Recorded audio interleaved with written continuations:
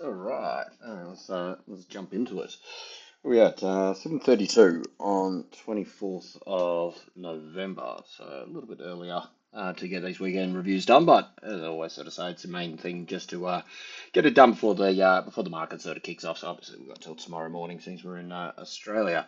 But look, I'll start off with gold because this has been the ultimate sort of comeback from this absolute smashing that it did have down here. So I mean, look, this is on the 4 hour, but let's have a look on the weekly for one sec here. If we take these off, that is a big reversal. And as you can see, it pretty much just opened up and just ran through last week. So certainly, I think the people that would be short on this one, I mean, either they're stopped out or they start to be getting a little bit sort of worried about this move because certainly a recovery this big, as we can see here, it's coming up towards a sort of 78%.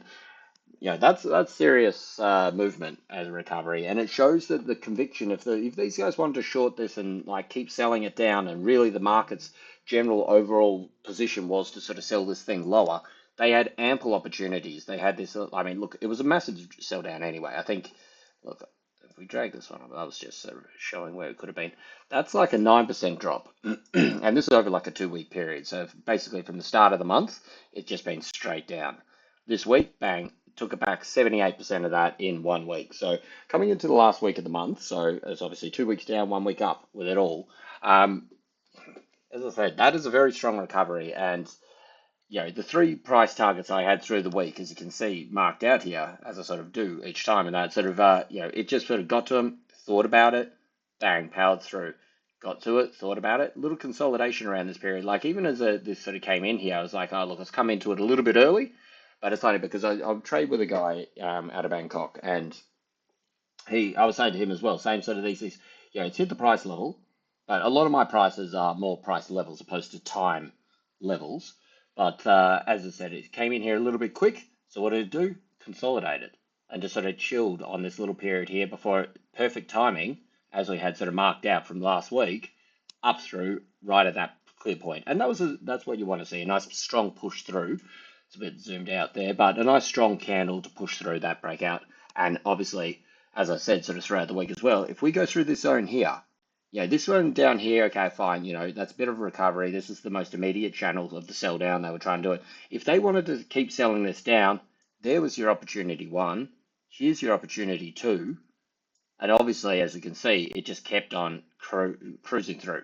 So either you've got two sides, obviously, the trade. You either got the sort of the guys that are selling this down, the bears and that, they're sort of giving up their sort of conviction. They're like, okay, let's, see what we can do, get up here to move it down. Or this has been one entire massive shakeout. And this is what I sort of covered last week with it as well, those previous sort of sell down periods. Hence why I had that 15% drawdown just on the pullback on the chart 2 moments ago to show where things could potentially get given previous price action as to sort of how far down these things can come. And also, of course, we've seen the subsequent moves after that as well. So just for reference, we can go back and these are the periods that we were talking about. So here's an 8% pullback over, it's Feb 28. Jan, so pretty much same thing. That was 1 month of sell down, came down 8%.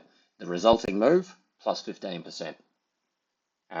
Here's a quick sort of sell down here from 20th September down to the 4th of October. So, 3 weeks or so, down 6%. Resulting move, well, you can see the resulting move on that one there. It's an insane move as well. And I think even, this is one from previous. This is the one that I've always sort of thought about there. This is the typical gold on all time frames kind of move that I always reference. And this is why, particularly sort of when, through a consolidation period, if I see gold drop down, there's no point jumping on that straight away because generally, no matter what time frame you're trading, it'll consolidate, drop down, and then move up to the top side. Even you can see this in smaller periods here. Going along, drops down, bang, before it does its move up. It very rarely just keeps going and then just breaks out and goes like this. But this is the point of that 15% reference before. 14% pullback in, that was very sharp. That was 15% in like a week or so, week and a half, 2 weeks through this period. Subsequent move, 42% to the top side. And these are the kind of things that I sort of start to sort of reference when we sort of look at where we're at right now. I can zoom straight back to it. And yes, this has been a sharp sell down, and it has been very quick. I'll take this off here so you can see a bit quicker. As you can see, we've come back. This was that 9% move. Here's the move coming back up. It's coming into a very crucial area. Like this is the level that they tried to sell it down on the way down. You can see it was a little bit of a support on the way up through that last little push there. Particularly if they get up and they go after the stops, which are going to be at 724. The stops are going to be at 758, and then of course, 2800. That's going to really see this thing springboard. And you've got the RSI. This is again back on the daily now. You've got the RSI to sort of back this move to support it. This is a very bullish recovery here. I mean, look at these candles. There's like barely a bottom wick under it. We had a little bit here, as I said, that was through that bit where it was just sort of consolidating, thinking about it. But then, 1, 2, 3, 4, 5 days straight, only one of them has a bottom wick on it. I mean, you've got these little nubs on there, but you need to have some sort of tiny little bottom wick on there. But certainly very bullish into the close of the week. The idea that this momentum is just going to dissipate straight away, I think is quite low. So you've got to respect that. And you've got to sort of think, okay, look, if they are going to drive this up, what are they trying to do with it all? And this was the thought that I had that I sort of, actually, maybe if I got onto one of the other gold charts, the 3 drive was what I was sort of looking for, this potential move here. Albeit, yes, this is a bit of a shakeout. Gold's not typically known for these kind. It's more of a copper kind of sort of style of move where you could say, hey, look, we've got this channel and here's the sell out here. But the purpose that this served here with this sharp sell down was to firstly sort of clear out all the longs. So people that had their sort of, had been sort of trailing, because remember, this thing's up 30% or so for the year. There's a lot of profit on the table. And even if you were just getting on from, as I said, his start of year, February down here, and you sort of held through these periods, these technical levels through here, they didn't quite wipe them out and moved up and up and up. And then obviously, this is what I say. So you've got your main trend, it pulls off on a sharper sort of gradient. This needs to sort of revert back a little bit in time. And what it's done here basically has come back, it's taken out, your lower lows here, your lower lows here, your lower lows here. Didn't quite get back to that sort of 25.30 level for the retest, but it got very close, within $7 from, nearly 300 or 250 or so, $250 move pullback. So it's dragged in a bunch of shorts, dragged in a bunch of liquidity moving down here, stopped out the longs. Now it's ready to sort of move back up, and it's going after the short stops. So your little short stops are going to be sort of sitting above all the sort of typical highs. We've got this area through here, which, as I just mentioned before, whoops, not that one, this one here. This is your little support area, where we can see, particularly on this time frame, it was support for that last push up. It was the resistance on that first swing back up after the election, which obviously resulted in a being strong sell down. So you would stand to reason that you think, okay, yep, this is where it would sell down. And hence, if we go back to this previous chart, this is why I had my price target there. And you can see that the market has thought about these things. But the thing with price targets is that's not it. It's not like, okay, that's the price target. Well, that's it. Game over. Change of direction. And, on it goes in the opposite direction kind of thing. It's just an area where you sort of identify that most likely you're going to see some sort of reaction. You're going to see some sort of price action around that. As you can see, it tipped into this area. I mean, if you put it on the 1 hour, you can see it sort of hit into this area. I think 27.10 is what I called for it, like I was talking to a mate. Came here and then sold down nearly $30. But market said that's enough for us, and they push it through. And I think that is very telling with the strength of this recovery move. The idea that whether it be the people that are sort of like buying this and keep pushing up higher, or the conviction of the people that want to keep selling it down, they're not letting it go very far.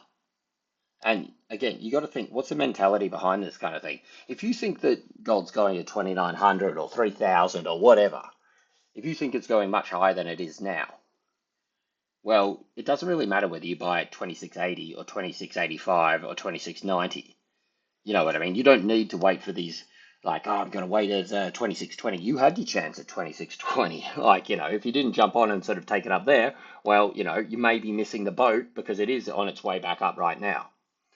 So I would say that definitely there's some more move in this. I think it's going to come into a little bit of headwind through this week because obviously, we had a bit of sort of congestion around this sort of like 27.65, 27.56 to 27.17. So $40 range is there. Look, you can see a couple of times market definitely exchanged a lot with this kind of stuff here, and this was the start of that sell down really around, around that election period. So once it undoes that whole election move, I imagine you will see a little bit of a pushback. So I don't think next week is necessarily going to be as clear cut as this, but certainly if you were looking this as just a sort of like, bullish momentum move up here, grab the fib across that, you know, that's not even, I don't even know, you can't even measure the, well, you can, but, that's like not even to the 23, so half of the 23, like a 10% pullback of that move.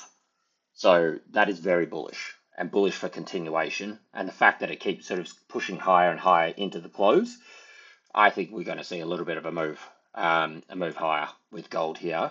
And particularly if they go after those stops at the top, 27.90, 2800, big round number, I think there's a good chance that that just explodes and moves over, and we could be looking at 2900.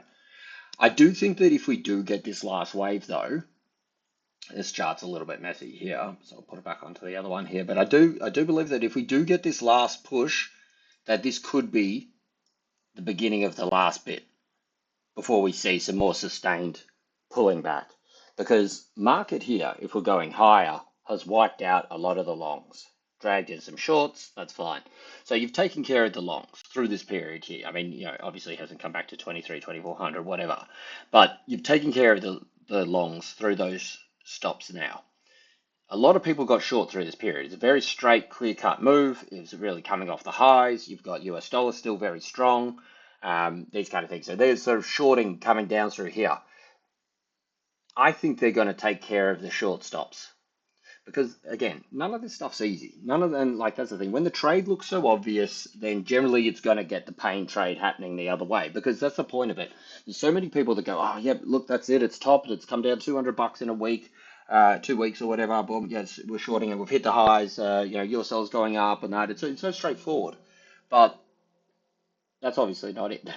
It's not an easy sort of trade. So you take care of the longs, you get the shorts in. Now it goes after those shorts. The people that got short. I mean, look, if you'd shorted anyway through this area, you're really either you're sweating or you're out, or you're in drawdown. If it keeps pushing higher and higher and higher, well, you take care of the short stops before all of these moves. You get your third wave, 1, 2, and the third drive. Not necessarily coming up here. I mean, we could be coming over here, whatever. I think 2900 is a reasonable target. You take care of all those shorts there. So you've wiped the book with longs, you've wiped the books with shorts, and then we see a more sustained pullback. So I'm trying to sort of play the, well, I'm not trying, I'm going to be playing a little bit more of the long side, particularly while this sort of Ukraine garbage is still sort of going on.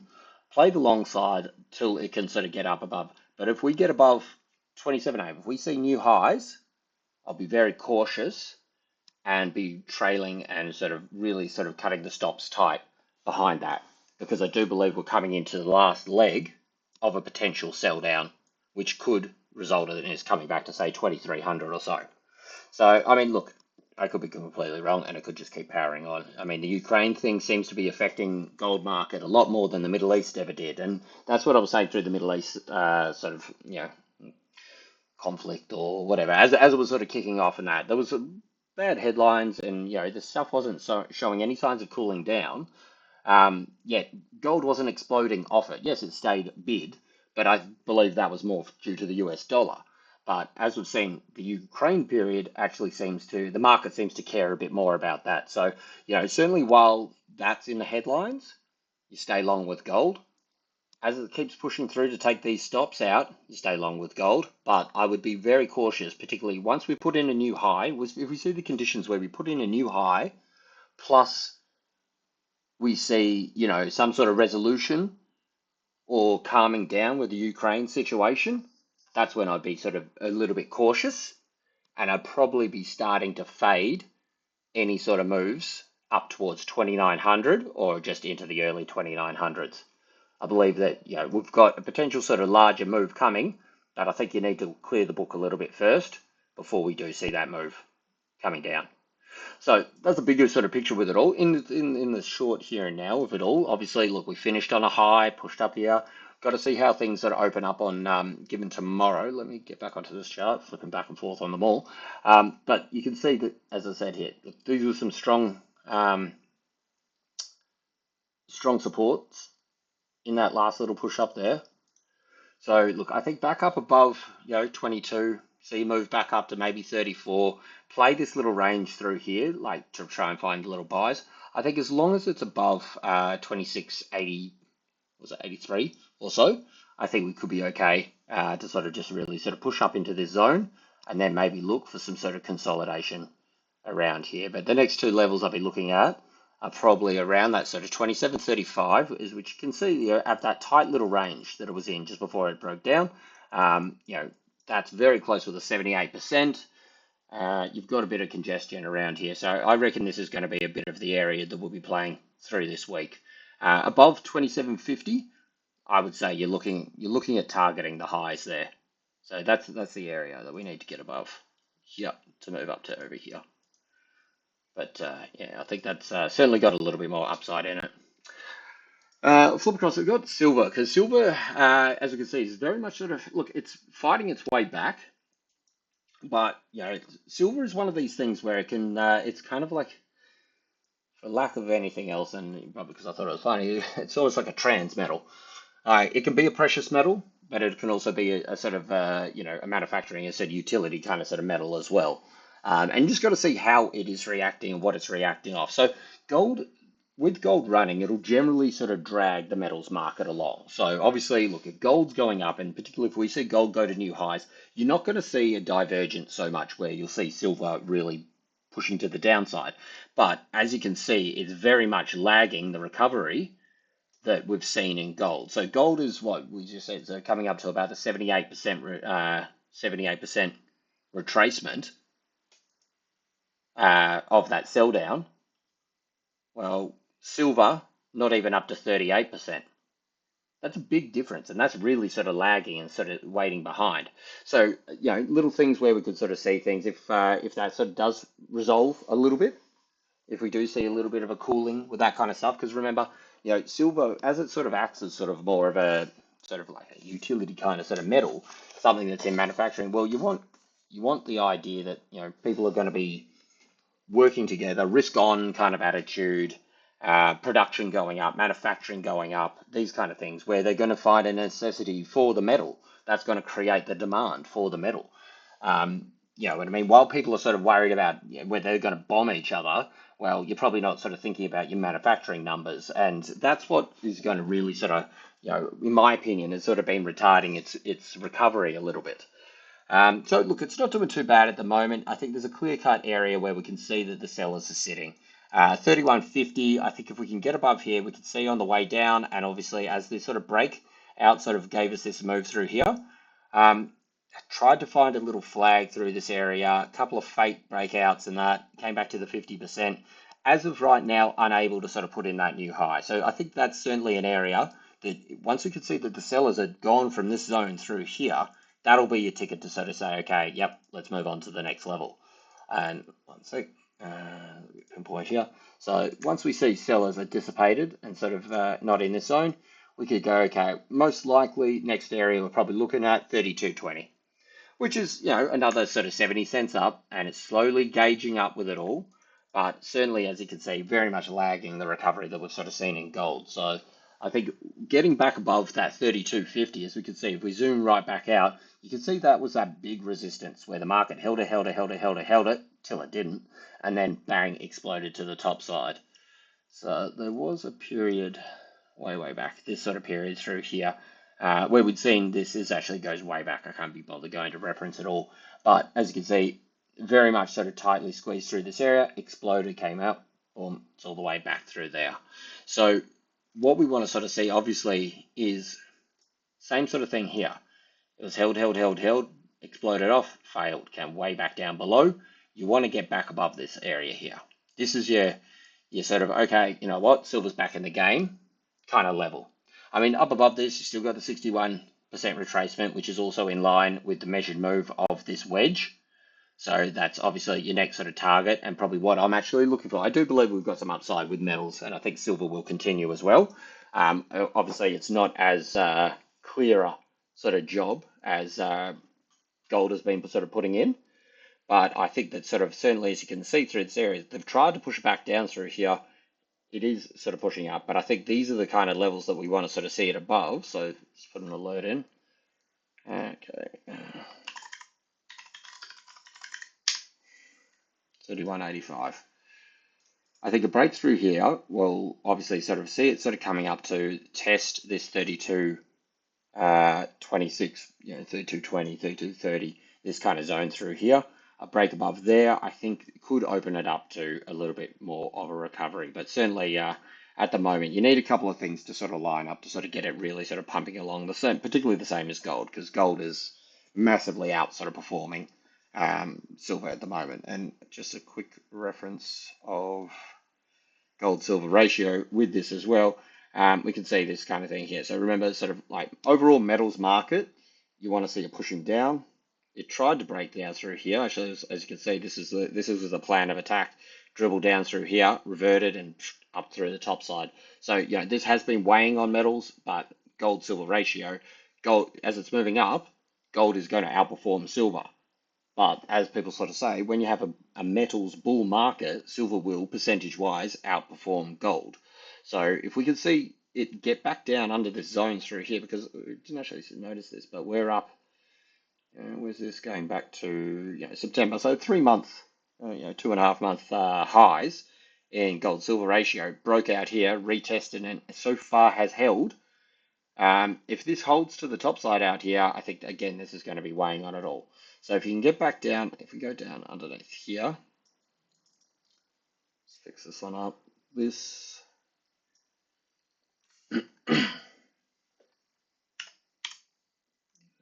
85.72.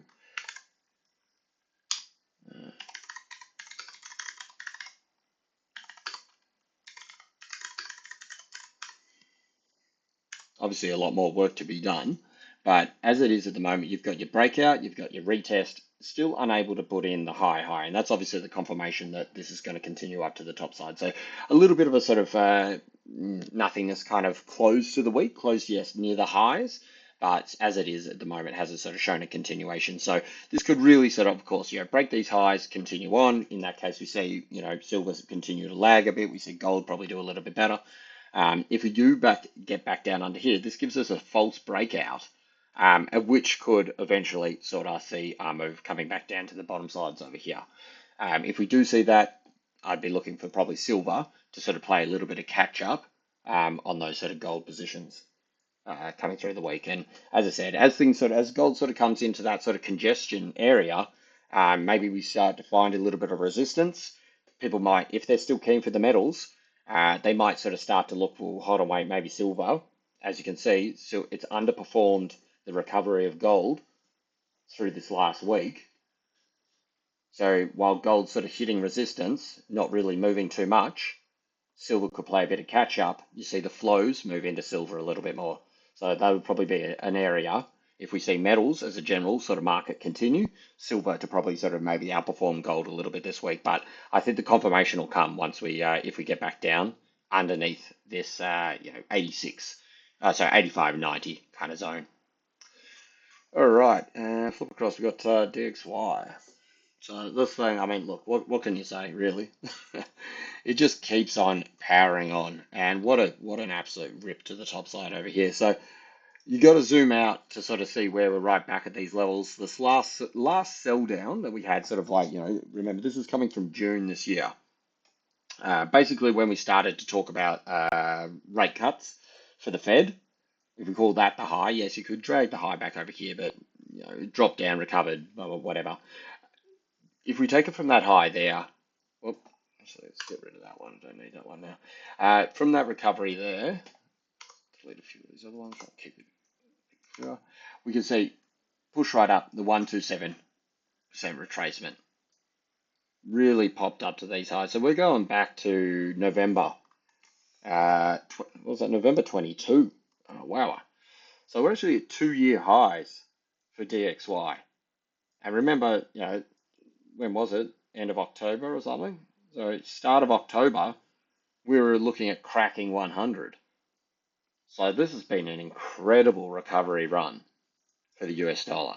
And it's just pushed through higher and higher. And this is what I've said the whole way with DXY. Let's get on something a little bit cleaner. DXY does these things where it looks like it's about to break down and then it jams up higher. It looks like it's breaking it, jams up high. And it's caught out a bunch of people. It's caught out me a few times in that, definitely through here. I knew enough not to sort of jump on this move too early, but I did try and fade it from earlier stages, and particularly the last week and bit 2 weeks. Yeah, I've sort of been taken to the cleaners a little bit with it. Excuse me. We are seeing a little bit of a top wick over this last sort of push through here. I'll get onto a couple of the crosses, but as you can see, if you were sort of short this kind of thing, particularly with the euro, because the euro, that's the big one that I'll reference to this because obviously it makes up so much of DXY. But if you were short through these periods, short US dollar basically with your crosses, however you want to do it, uh, last 2 years, well, it's hit those levels that you haven't seen for a while.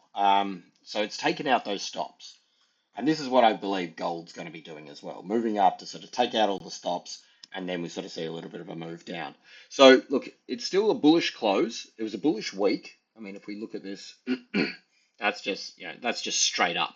These moves can't continue. I mean, if you look at these last ones where it's just straight up, I mean, this is 1, 2, 3, 4, 5, 6, 7, 8, 9, 10, 11 weeks through here straight up, and look at the resulting move. Bang. Okay, it came down. So look, these moves aren't sustainable at this gradient. Like that's just a given. That's just how markets work. It doesn't matter what time frame you're on. Same sort of thing. Actually, just for reference, if we look at the A50, if I can find where I've put it, yeah, China stock market. This was the same thing I was saying on a shorter time frame. Of course, this move here. We were coming up through here, and I said, look, it's not that this can't. This won't. I said at the time, it can't. And that's the thing, the market doesn't move in these kind of directions. This can continue on for a period of time, of course, but the sell downs are going to go like this, and you're going to see sharp pullbacks. And we will see this eventually with US dollar. So, I think we are probably showing the signs of, obviously some deeper pullbacks, and it's just gone again. So, look, I've been burnt a few times trying to sort of catch this thing, so I don't want to get too ahead of myself saying, yeah, hey, this is the top here. Let me just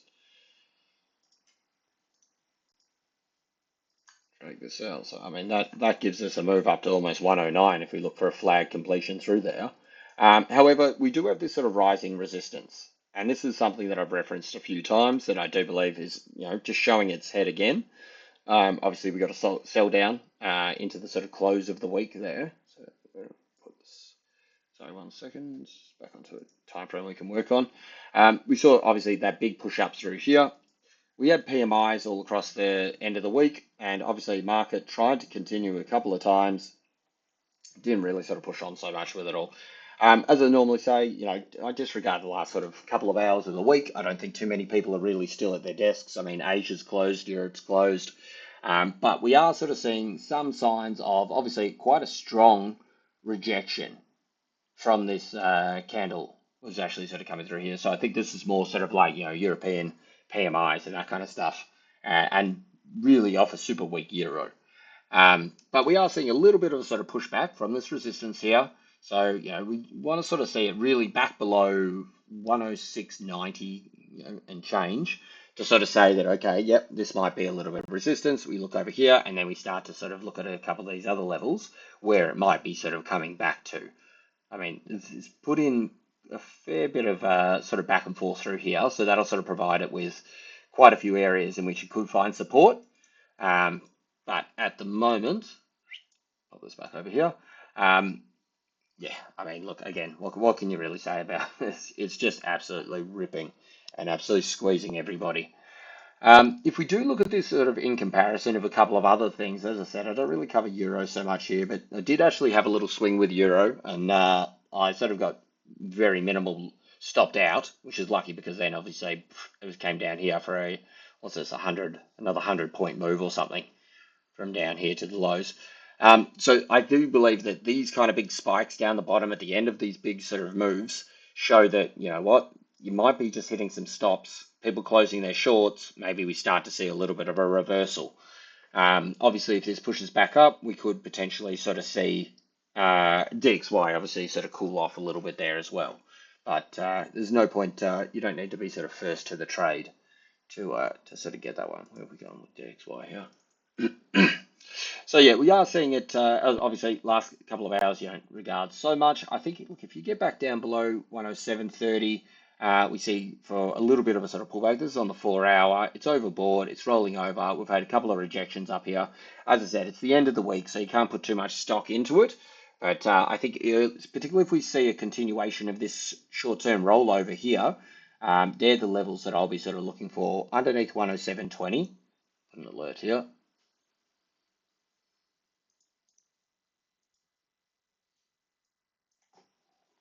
Short-term cooling off.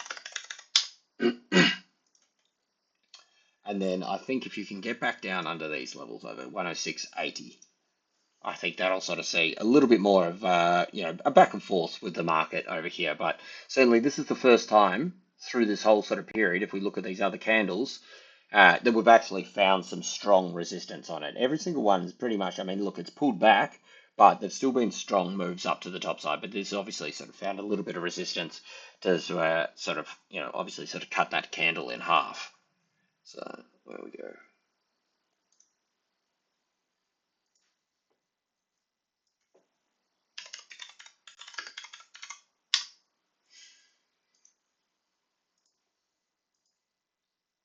Yeah, so we'll see how, again, you got to sort of see how things open up over the week. It hasn't seemed to be too many sort of headlines over the weekend that could really sort of kick this thing on a bit further. So, yeah, we'll have to sort of wait and sort of see, obviously, what kind of news we got coming up this week, which I would have a quick flick through now. Where are we at? 24th. Okay, so consumer confidence very high at the moment for US, which I'm not surprised. I mean, they do have very strong sort of economic data, but that's not even coming out till the Wednesday. So retail sales for New Zealand, snoozer. Look, Monday, Tuesday look pretty quiet. BOJ data. Got the cash rate coming out for New Zealand. This is expected to be a 50 base point cut. By proxy, this could be affecting Aussie a little bit, but I would say they probably should have shake it off because I think it's quite clear cut given the minutes that we heard from Bullock and the RBA that they're still very hawkish. I think in fact, actually, I'll get onto Aussie in a moment, but just on that topic was the fact that they said that basically they want to see two consistent quarters of CPI down in the target band. They haven't even got one in there yet. They've got one print coming out, I think, next month, which will obviously end up the year. And then you've got maybe February or so. So you need both of those to be in a large drop down in that band to then meet that criteria for them to talk about sort of cutting rates. So I think RBA will kind of really shrug off any sort of proxy moves from RBNZ. GDP looking to come in pretty flat for US. But apart from this, that looks pretty quiet. So you got core PCE again looking to come in kind of flat. You got the minutes coming out on sort of Thursday morning. So I think this is really kind of the first thing that I could see. Like, I mean, yeah, GDP will sort of move things a little bit. Consumer confidence, if you get a bit of a shocker, that'll move things a little bit. But I think certainly the minutes will be interesting, and I think that could have a bit of an impact because really you want to sort of see, because obviously the Fed have done two cuts now, the 50 base point and the 25 base point. Are they happy with where it's at? with the numbers, or are they sort of going to say, hey, look, we might need to be a little bit more hawkish? Because across the board, with like all the other major currencies or major central banks and that and economies, you're actually seeing a slight tick up in inflation. And that's the big fear that everybody has. Everybody references the 1970s and they go, look, you know what, we've seen this before, and inflation came down, and then second wave came, and look on the chart, it looks crazy. Like it went higher than it was initially. I mean, this would be putting potential inflation back up to around 15% or so. So I think people are cautious and they do sort of have that in the back of the mind, but I think it's a little bit premature to sort of be saying that it's going to be exactly the same. You would think that most likely these people would learn something from the past to combat it. It may not sort of like necessarily prevent it entirely, but at least be able to sort of possibly manage it a little bit better and be able to see it sooner than waiting till things get really bad and then they think to act. You know what I mean? You've got to learn something from the past, but we'll have to sort of see how we go. But yeah, so minutes I think on Thursday morning will be a bit of a mover. We've got Bullock speaking on Thursday night. I think great with this one, and then through the rest of the week, not a great deal. So yeah, again, a pretty quiet sort of week to on the news front to sort of finish the month off. But anyway, so back onto DXY. Yeah, so these are the levels I reckon we could be seeing a little bit of a cooling down.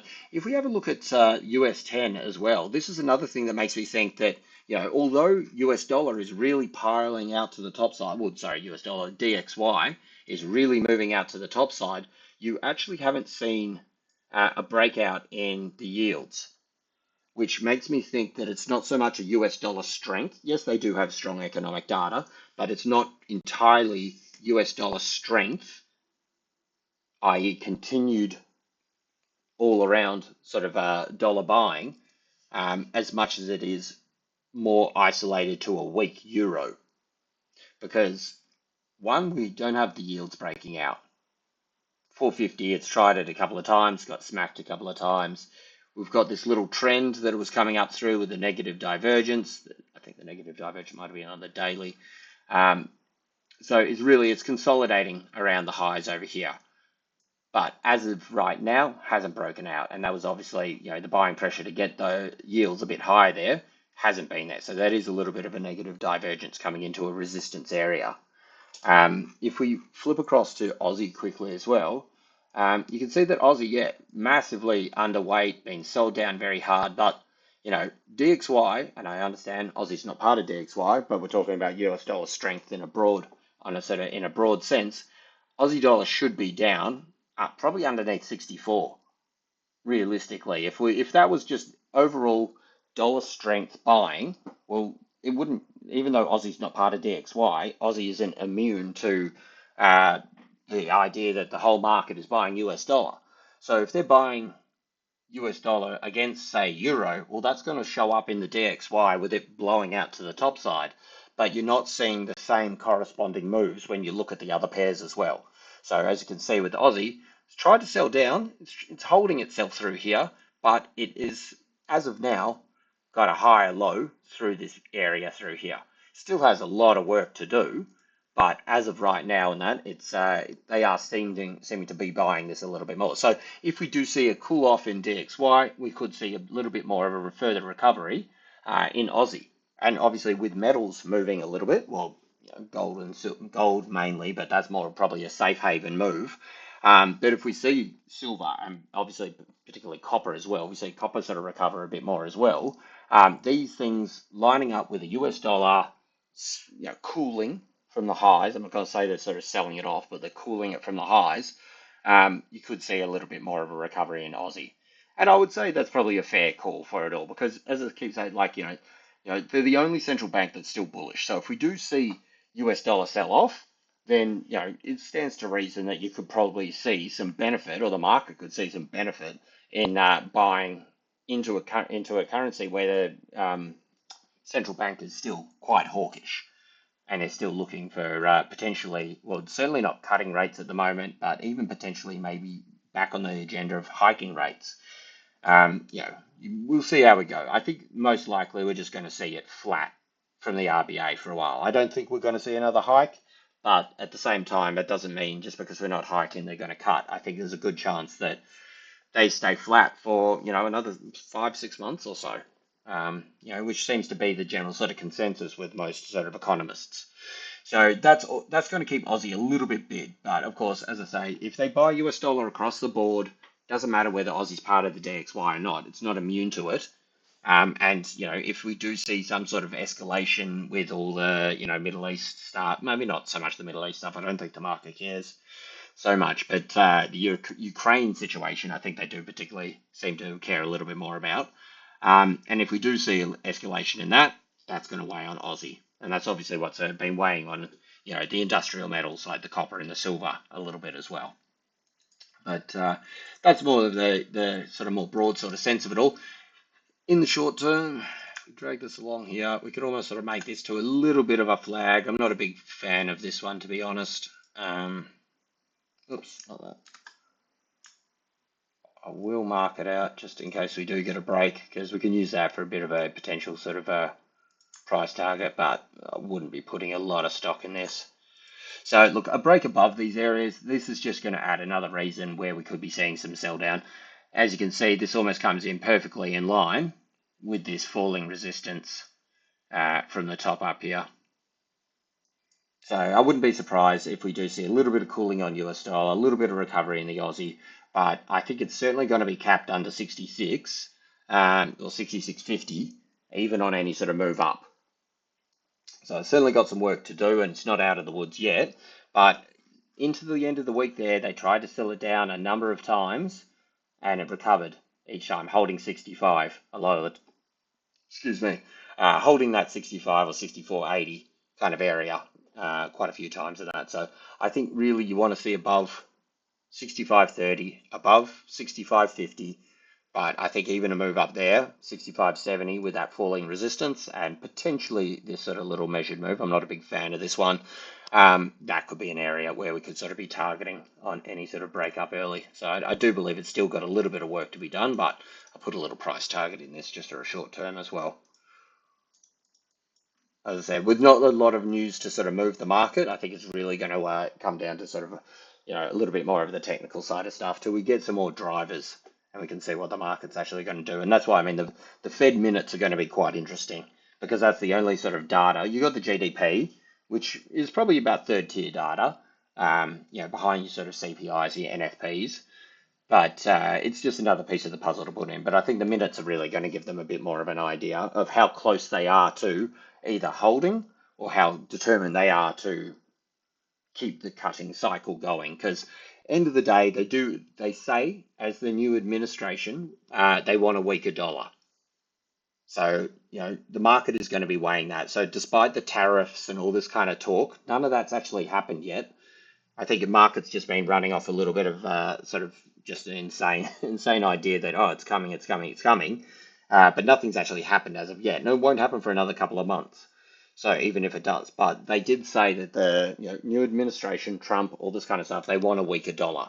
So I think that with a potential sort of hawkish sort of central bank from RBA leads doesn't lead Aussie anywhere. It just means that Aussie potentially could stay a little bit elevated for now.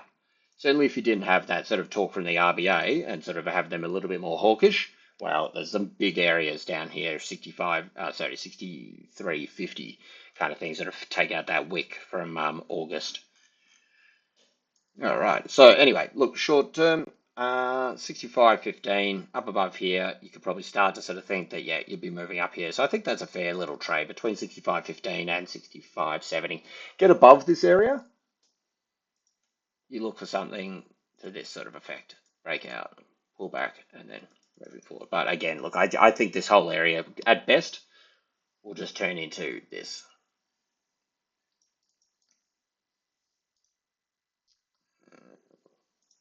I think that's the best that Aussie's got to hope for at the moment. A bit of a sort of consolidation through this area, which, we could still trade consolidations as well. As you get up into this area, just look to fade the move and short it back down. And you know where you're wrong when you get above 67. So a little bit of work to be done there. All right, cool. Fire through the last ones here. We got copper. Copper continues to get smacked down. We have had that sort of second pull down. Held it into the end of the week. bit flat. We can get rid of these because obviously the market didn't care about these moves. Well, all right, so we can see that you got a little horizontal coming through here. It did try to hold into the move. If we see copper try to push back towards this area here, you can see obviously this is the area for it to beat above 721, where we've got that little alert set up. I think that could be the potential next move going up there. I do think it's probably going to run into some trouble pretty quickly afterwards because we do have those swing lows from just after the election. But again, as I had it marked out, you've got a decent little move from where we are right now. Should it start to sort of break up a little bit higher earlier in the week, that's a 3% move up through here. If you want to play it safer, then above 422, you've still got 1.24% move. Both reasonable sort of trades. If we see US dollar, as I said, if we see that roll over a little bit, if we see gold continue to push to the highs, if we see a recovery in silver, these things are going to be happening at the same time that we see copper recover, or maybe copper's going to be the canary that's going to be the first leader. So I think that's certainly one that's worth watching. It's holding the supports here. Should we sort of find that it sells down and gives up these supports? Well, I think you could almost be looking for another leg down. I think things could get quite bad quite quickly for copper if you do get underneath that $4 area. And finally, just flip across with China. Continues to grind higher. Actually closed on a fairly strong area. We've got some sort of large... No, that's not anything. Actually, let's get rid of that one. If we flick this across here, look, we had this little pullback, breakout, retest. They had been trying to sort of make the fixing quite strong for the yuan, but it hasn't really seemed to have any effect because it hasn't even got down here at all, despite them sort of trying to have the fixing down there. This is, again, what you need to be looking for. Underneath sort of 723 will give you a little bit of an idea of a cooling through this area. But again, you've got quite a few levels of sort of support as it moved its way up over here. So if you break up higher and go past 727, well, you're looking back up to, let's see right here, 730 is your next sort of target if you get a break above this level through here. If it does start to cool down, at best I'd say you're looking for just a bit of a sort of consolidation around here. You can get rid of these ones as they did sort of come back down to there. So yeah, I think, look, as usual, there hasn't been anything over the weekend, and there's going to be a massive driver come Monday morning. So just got to wait to sort of see how market opens up. And if we see a couple of these little confirmation alerts, if we see gold start to run a little bit more, watch to sort of see how that affects the rest of the market as well. Because I think a lot of these things are just going to be running in conjunction, and pretty much as always, US dollar's the driver. All right, that's it from me.